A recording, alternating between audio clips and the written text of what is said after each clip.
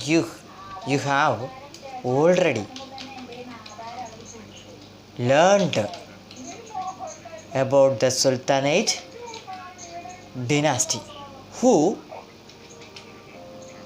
ruled between 1206 BCE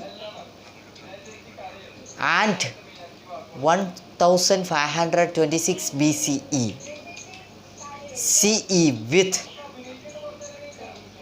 with their capital at Delhi.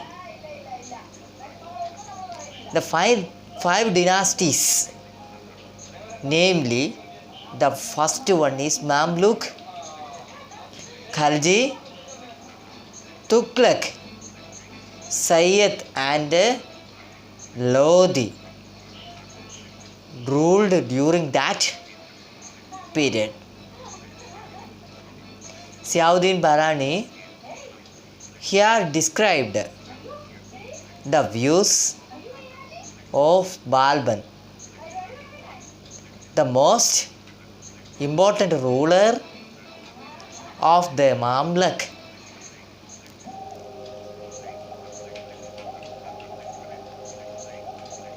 Slave dynasty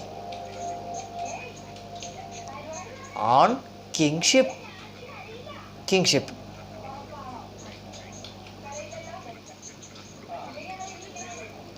The sultans implemented in the administrative centralized rule. The sultans implemented rules in centralized rules, the administrative system. Let's examine its important features. The influence of Turkish tradition.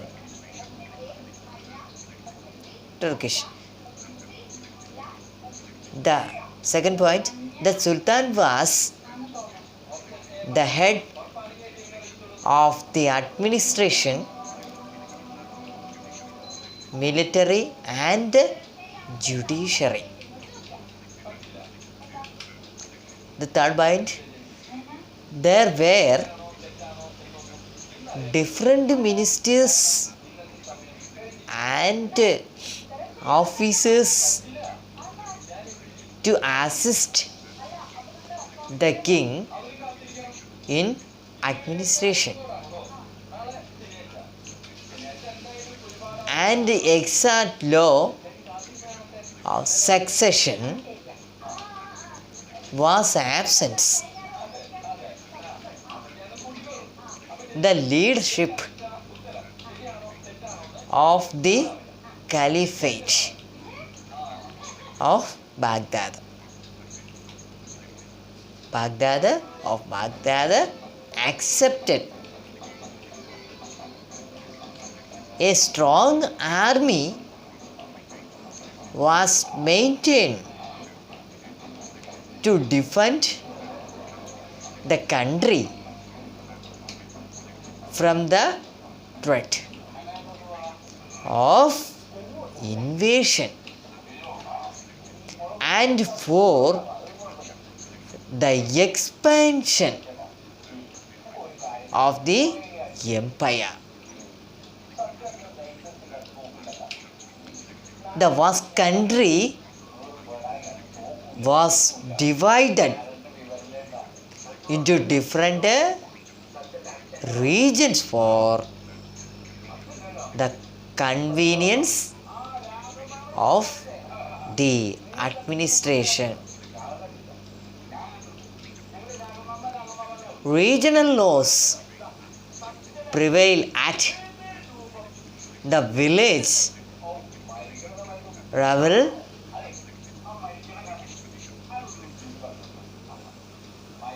The Turkish tradition.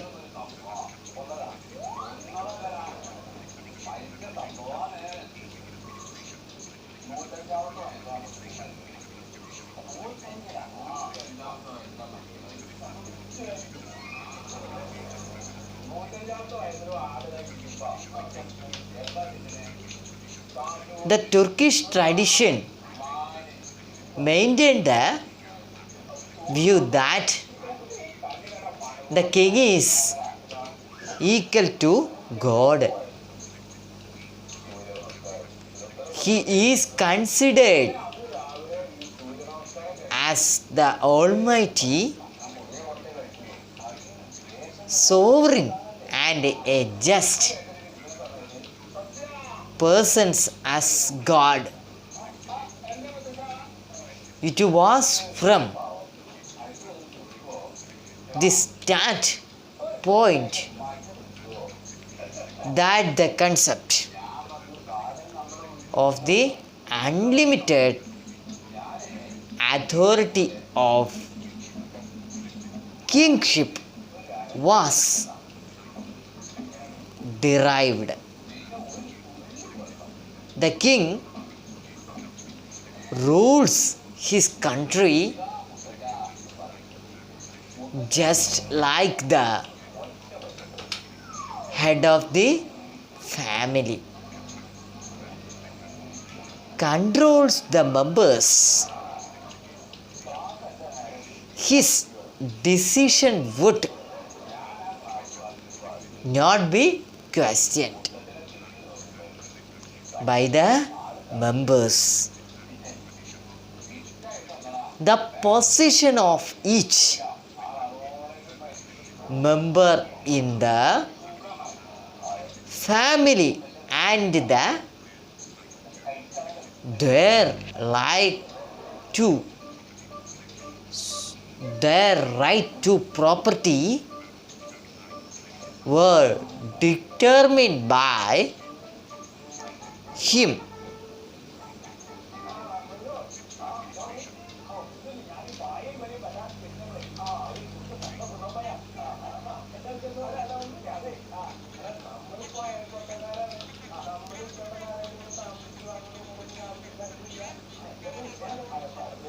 ഇവിടെ ശ്രദ്ധിക്കുക, നമ്മൾ ഈ ഒരു ഭാഗത്ത് ചർച്ച ചെയ്യുന്നത് നമ്മുടെ നാലാമത്തെ ചാപ്റ്ററായ പാർട്ട് 1-ലെ നാലാമത്തെ ചാപ്റ്ററായ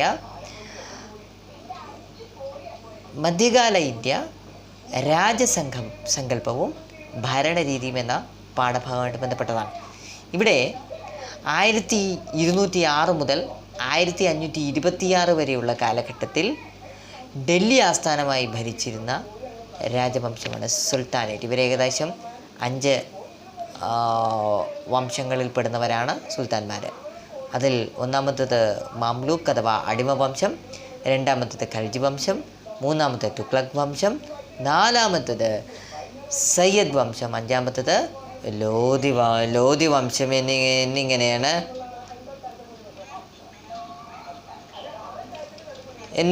ഇങ്ങനെയാണ് 5 വിഭാഗങ്ങൾ. ഇവിടെ അടിമ വംശം അഥവാ മാംലൂക്ക് വംശത്തിലെ പ്രശസ്തനായ രാജാവായ ബാൽബൻ്റെ കാഴ്ചപ്പാടാണ് സിയാവുദ്ദീൻ ബറൂനി അവിടെ വിവരിച്ച് കാണുന്നത്. അദ്ദേഹത്തിൻ്റെ രാജാധികാരത്തെക്കുറിച്ചുള്ള കാഴ്ചപ്പാടാണ്. ചുമ്മുള്ള കാഴ്ചപ്പാടാണോ? അല്ല. അദ്ദേഹത്തിൻ്റെ രാജാധികാരത്തെക്കുറിച്ചുള്ള കാഴ്ചപ്പാടാണ് ഇവിടെ വിവരിച്ച് കാണുന്നത്. മനസ്സിലായോ? ഇവിടെ അദ്ദേഹത്തിൻ്റെ രാജാധികാരത്തെക്കുറിച്ചുള്ള കാഴ്ചപ്പാടാണ് വിവരിച്ച് കാണുന്നത്. നിങ്ങൾക്ക് മനസ്സിലായല്ലോ ഇത്?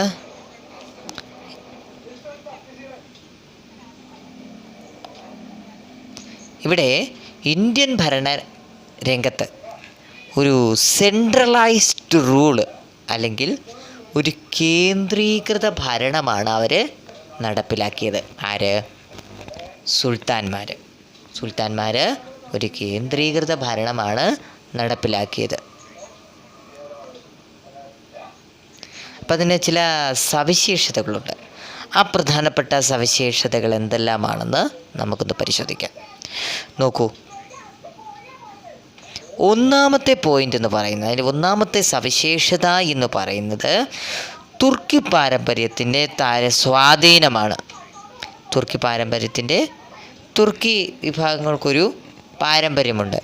ആ പാരമ്പര്യത്തിൻ്റെ സ്വാധീനം ഇവിടെ സുൽത്താൻമാരിലും ഉണ്ടായിരുന്നു, അല്ലെ ഇന്ത്യ ഭരിച്ചുകൊണ്ടിരുന്ന സുൽത്താൻമാർക്കും ഉണ്ടായിരുന്നു.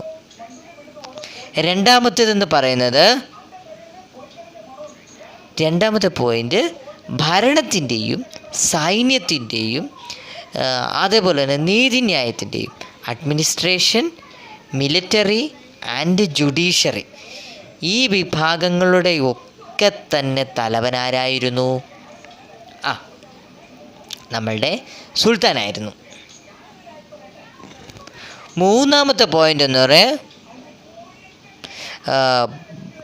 ഭരണകാര്യങ്ങളിൽ നമ്മളുടെ സുൽത്താനെ സഹായിക്കുന്നതിനായിട്ട് നിരവധി മന്ത്രിമാരും അതേപോലെ തന്നെ നിരവധിയായിട്ടുള്ള ഉദ്യോഗസ്ഥന്മാരും ഉണ്ടായിരുന്നു.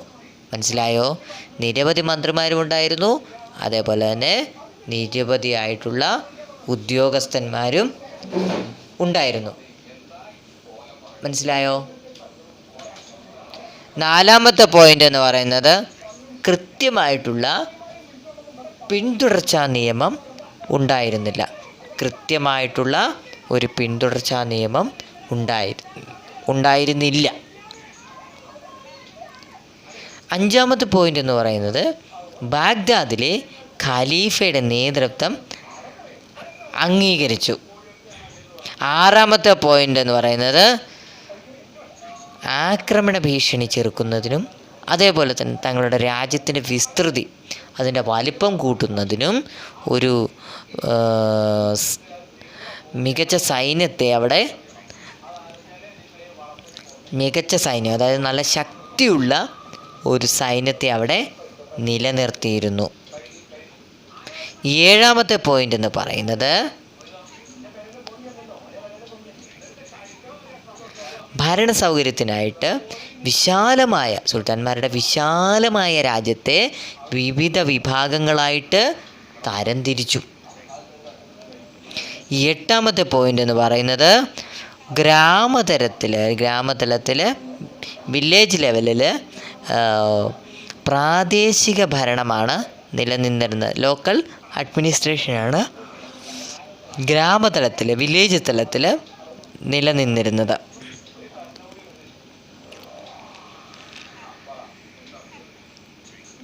മനസ്സിലായോ? ഇത്രയും പോയിന്റ് നിങ്ങൾക്ക് മനസ്സിലായല്ലോ?